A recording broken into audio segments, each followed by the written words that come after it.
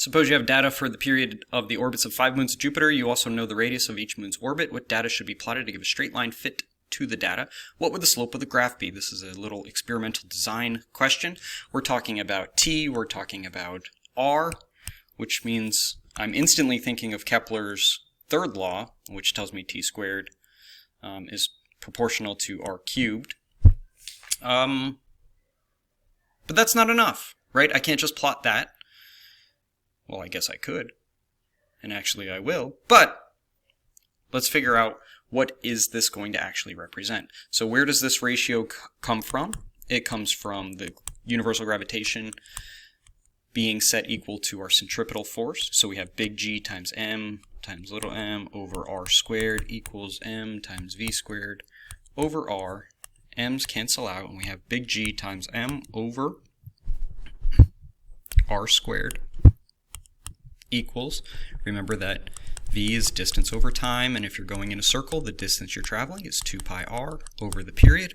So we have 4 pi squared times r squared divided by r, because remember we're squaring velocity and velocity equals that, so we get all of this junk.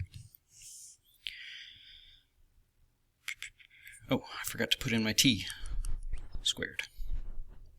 All right, so I have r squared up here and r on the bottom, so that's going to cancel out.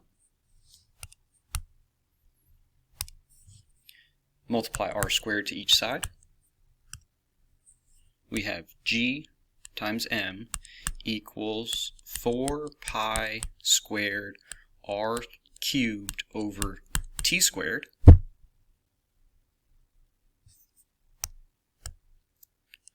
Alright, so from here I can kind of start to see the relationship. I've got r cubed and I've got t squared. I know that's not the same way that I've got it, but that could be fine.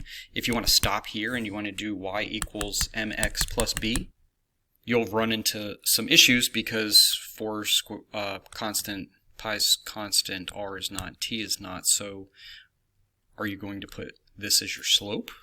That's not what the question's asking you for, so we've got to go a little bit further.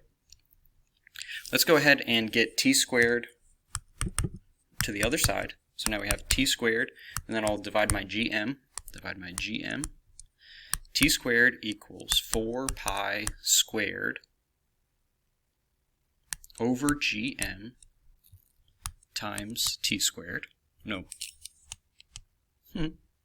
R cubed.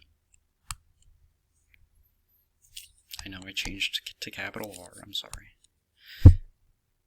Okay, so we've got that. And here you can do y equals mx plus b. This would be your y term.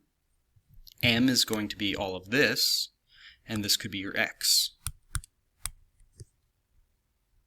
If you don't quite see that, here's another alternative. Let's go ahead and divide r cubed from each side. Ah, there's that ratio. So now we have t squared over r cubed. This is my rise. This is my run. So this is my slope. Or, excuse me, this is my y, and this is my x. My slope will be 4 pi squared over g times m. Either way that you want to look at it is fine. So on the y-axis, we're going to plot t squared. On the x-axis, it's going to be r cubed. And our slope is going to represent 4 pi squared over gm.